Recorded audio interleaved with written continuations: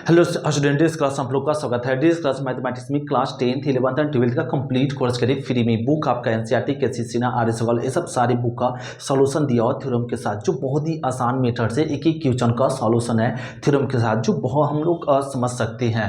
अब दिख रहे हैं क्या ना, हम लोग 2011 से लेकर 2025 तक के जितना सारा क्वेश्चन पूछा हुआ था अब तक में सारे क्वेश्चन का क्या ना सॉल्यूशन। अब देखो डिटरमिनेंट हम लोग पढ़ रहे थे, अगले लेक्चर में क्वेश्चन नंबर 20 तक कंप्लीट कर चुके हैं। अब देखो क्वेश्चन नंबर 21 से, क्वेश्चन नंबर 21 में क्या दिया हुआ और कह इस डिटरमिनेंट का मान बताओ, इसमें से क्या होगा। तो हम लोग डिटरमिनेंट में क्या ना, हम लोग जानते हैं कि पहला कॉलम में देखो, पहला कॉलम में क्या अवयव, दो अवयव जीरो है, तो दो अवयव जीरो है तो जीरो वाला कैंसिल हो जाता है और जीरो के साथ हो वो कैंसिल होता है।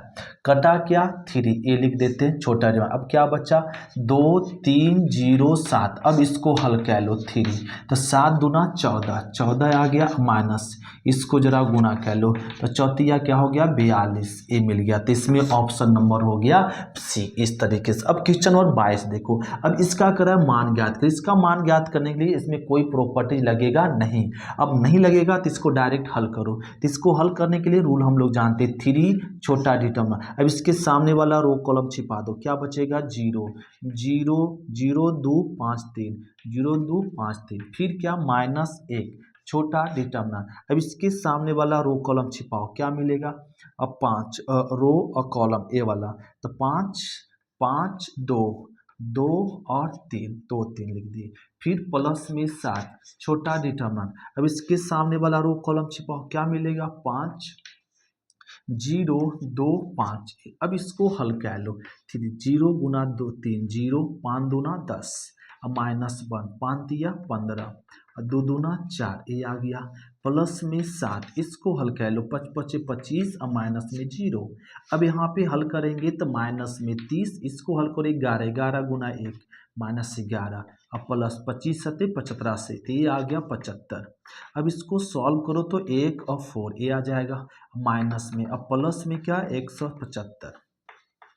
अब इसको जरा घटा लो तो 4 3 और क्या मिल जाएगा यहाँ पे 1। इस प्रकार से तो देखो इसमें मिल गया हम लोग का मान।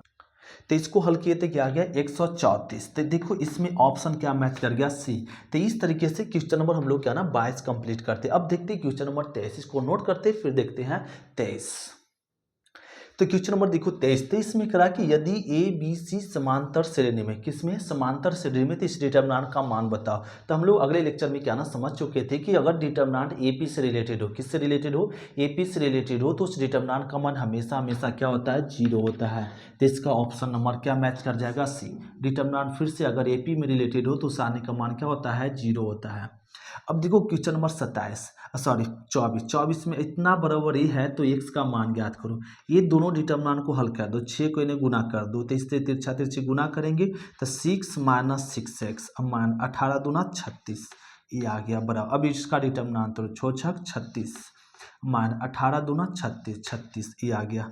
अब इसको लिख सकते हैं -6x और इसको जोड़ा जाए तो माइनस में 30, अब बराबर में 0, तो -6x बराबर 30, काट दो तो 6 5 30, तो x का मान आ गया क्या माइनस में 5। तो ऑप्शन हो गया सी। इस तरीके से क्वेश्चन नंबर हम लोग 24 को कंप्लीट करते हैं। माइनस किधर भेज दिए जी। अब आ गया क्या ना क्वेश्चन नंबर 25 हम लोग समझते हैं, इसको नोट करते हैं फिर देखते हैं 25। क्वेश्चन नंबर 25 देखो, 25 में करा कि यदि ओमेगा, इसको क्या पढ़ेंगे ओमेगा, समीकरण x³ - 1 बराबर 0 का एक अवास्तविक मूल है। क्या है अवास्तविक मूल है, इमेजिनरी नंबर मतलब है, इसको पढ़ेंगे अवास्तविक मूल इमेजिनरी नंबर। तो इतना बराबर क्या होगा सो बताओ। तो हम लोग अगले लेक्चर में ये भी क्वेश्चन समझे थे कि अगर डिटरमिनेंट किससे रिलेटेड हो, ओमेगा से रिलेटेड हो, किससे रिलेटेड हो ओमेगा से रिलेटेड हो, तो उस डिटरमिनेंट का मान हमेशा हमेशा क्या होता है 0 होता है। तो इस डिटरमिनेंट का मान क्या आएगा 0 होगा। तो ऑप्शन नंबर हो गया ए। तो फिर से रिपीट करते क्या ना, अगर डिटरमिनेंट किससे रिलेटेड हो ओमेगा से रिलेटेड हो तो उस डिटरमिनेंट का मान क्या आता है 0। तो इसका ऑप्शन हो गया ए। अब देखो क्वेश्चन नंबर 26, अब इतना बराबर करा है क्या होगा इसका मान ज्ञात को। इसका मान ज्ञात करने के लिए इसमें प्रॉपर्टीज लगा दो, क्या लगा दो C3 tends to C3 plus में C2 कर दो। मतलब दूसरा कॉलम को तीसरा कॉलम में जोड़ के लिख दो। लो जोड़ के लिखते हैं 1 1 1 A B C रहने दो, इसको इसमें जोड़ेंगे तो क्या होगा A + B + C। इसको इसमें भी जोड़ेंगे तो क्या होगा a प्लस बी प्लस सी, इसको इसमें जोड़ दो तो क्या होगा a प्लस बी प्लस में सी। तो देखिए तो क्या ना कि तीसरा कॉलम में a plus B plus C, A plus B plus C, A plus B plus same है, तो इसको कॉमन ले लो। तो इसको कॉमन ले लेते हैं, a plus B plus C common ले लिए, तो यहाँ क्या बच गया एक एक एक, यहाँ तो ए बी सी रहेगा, ए बी सी रहेगा, ये कॉमन लिए हैं तो मिलेगा एक एक एक। तो हम लोग को पता है कि अगर डिटर्मिनेंट के क्या ना दो रो या दो कॉलम बराबर हो जाए, देखो पहला कॉलम दूसरा कॉलम बराबर है तो ये सारणी का मान 0 हो जाता है, 0 गुना समथिंग क्या होगा 0। तो इसमें ऑप्शन नंबर क्या मैच कर जाएगा ए। इस तरीके से क्वेश्चन नंबर 26 कंप्लीट करते हैं। अब देखते हैं क्वेश्चन नंबर 27 को नोट करते हैं, फिर देखते हैं 27।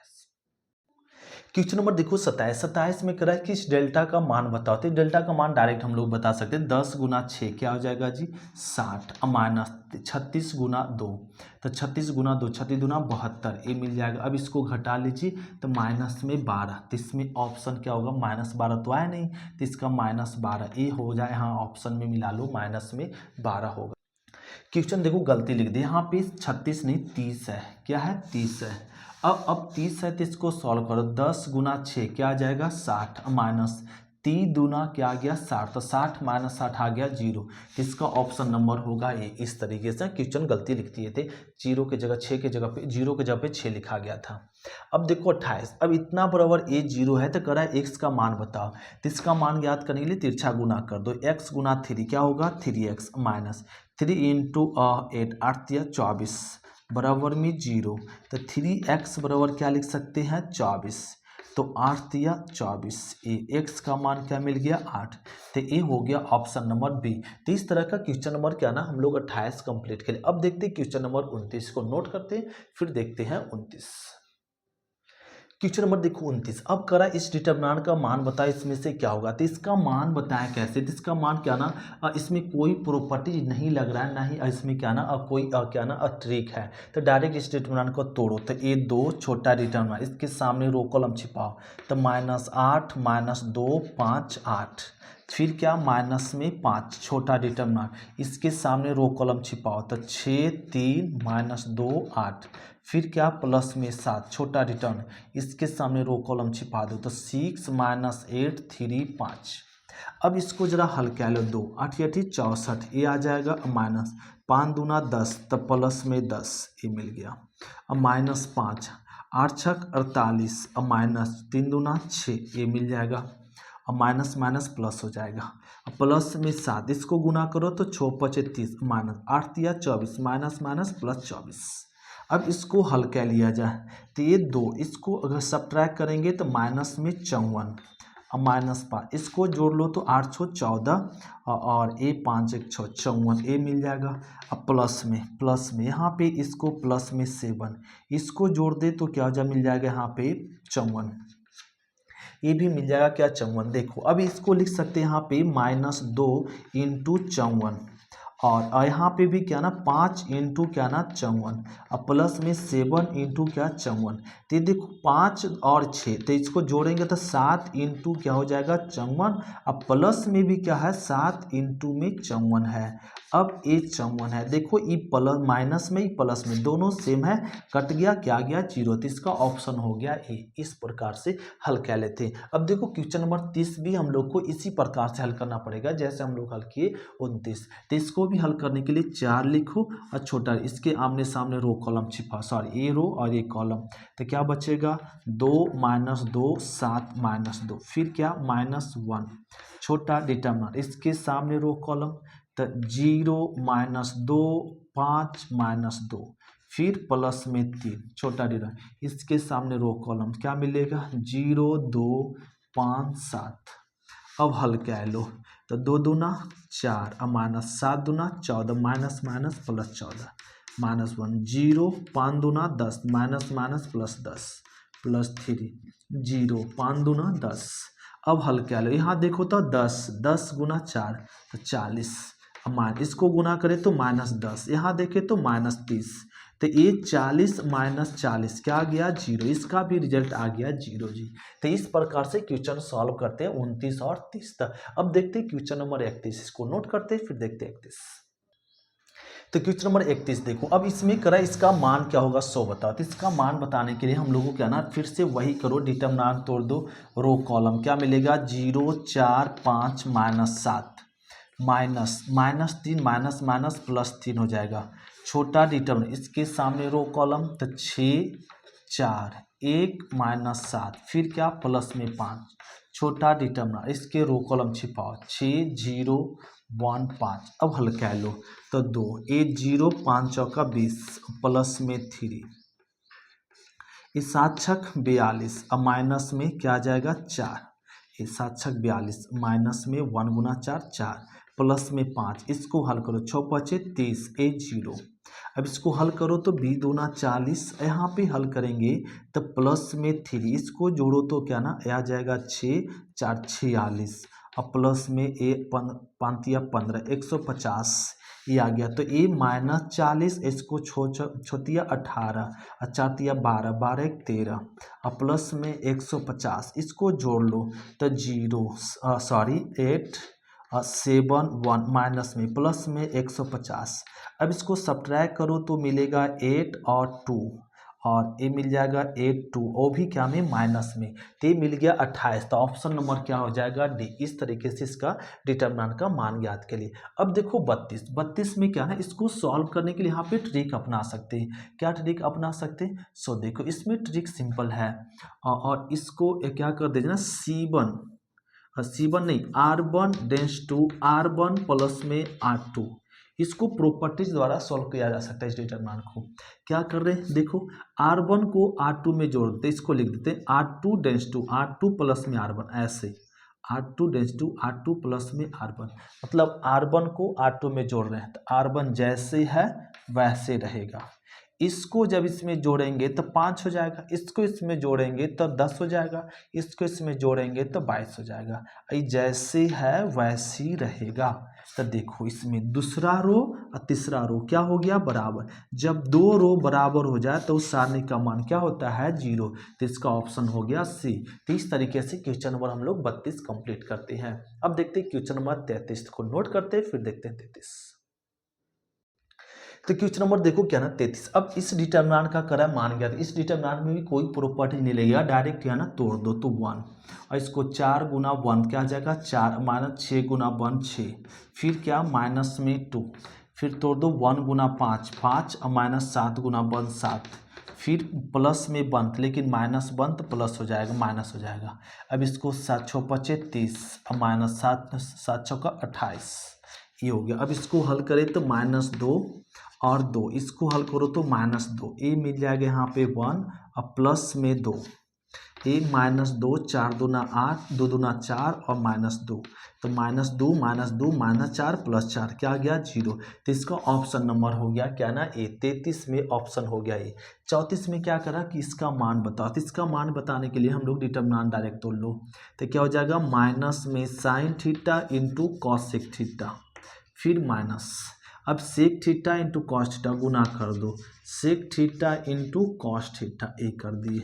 Sign theta into cos theta जानते हैं sine theta into cosec theta क्या होता है 1।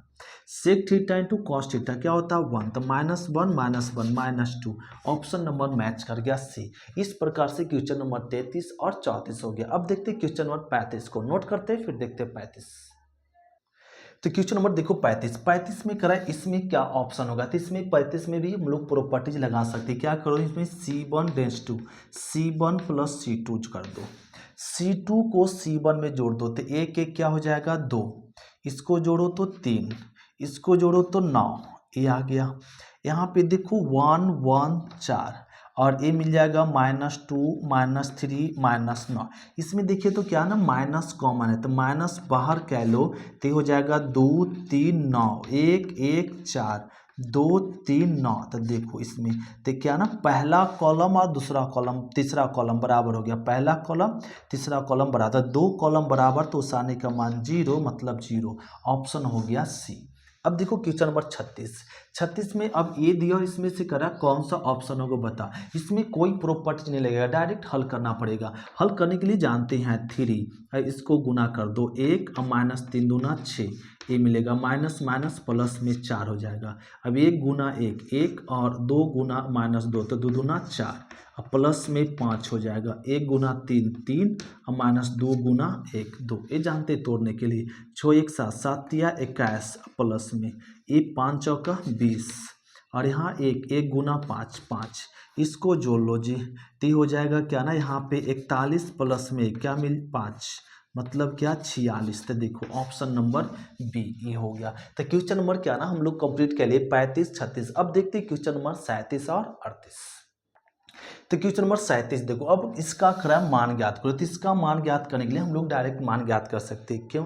क्योंकि 37 में देखो क्या ना कि तीसरा कॉलम की प्रत्येक अवयव क्या है 0, ए भी 0 ए भी 0 ए भी 0। तो किसी भी डिटरमिनेंट की जब कोई एक रो या कोई एक कॉलम की ऑल अवयव 0 हो, प्रत्येक अवयव 0, तो सारणी का मान क्या होता है 0। देखो पहला तीसरा कॉलम के प्रत्येक अवयव 0 है तो ये सारणी का मान क्या होगा 0 होगा। तो ये ऑप्शन नंबर हो गया ए। अब क्वेश्चन नंबर 38 में करा, इसका करा ना कि इतना 5 को इसमें गुना करने पे इसमें कौन सा ऑप्शन होगा जरा बता। तो जब किसी भी कांस्टेंट को किसी डिटरमिनेंट में गुना करते हैं या तो कोई एक रो में या कोई एक कॉलम में ही गुना होता है। तो देखो 5 को गुना करो तो 5 को कोई एक रो में, इसमें क्या ना सभी अवयव में गुना, तो ये ऑप्शन नहीं होगा। ये 5 को देखो यहाँ पे गुना किया हुआ और यहाँ पे, इसमें कोई रो कॉलम में नहीं, ये भी ऑप्शन नहीं होगा। ये 5 को देखो 5 10 5 10, इसमें नहीं गुना, ऑप्शन नंबर क्या होगा सी। क्योंकि एक कांस्टेंट को पहला रो में खाली गुना है तो पहला रो में गुना यही हो सकता है, या तो कोई एक रो में या कोई एक कॉलम में। तो इसका ऑप्शन नंबर क्या होगा सी। अब देखते हैं क्वेश्चन नंबर 39 और 40 को नोट करते हैं, फिर देखते हैं 39 40। तो क्वेश्चन नंबर देखो 39 कर इतना बराबर इसमें क्या होगा सो बताओ। ये डिटरमिनेंट क्या ना प्रॉपर्टी से इसको हल कर लो। क्या प्रॉपर्टी लगा दो कि C2 dense to C2 plus में C3, तीसरा कॉलम को दूसरा कॉलम में जोड़ दो। तो पहला कॉलम क्या रह जाएगा 21 25 64, इसको जब इसमें जोड़ेंगे तो क्या मिलेगा 21, फिर इसको इसमें जोड़ दो तो मिलेगा 25, इसको इसमें जोड़ेंगे तो क्या आ जाएगा 64 और ये तीसरा कॉलम वैसे रहेगा। देखो रह गया।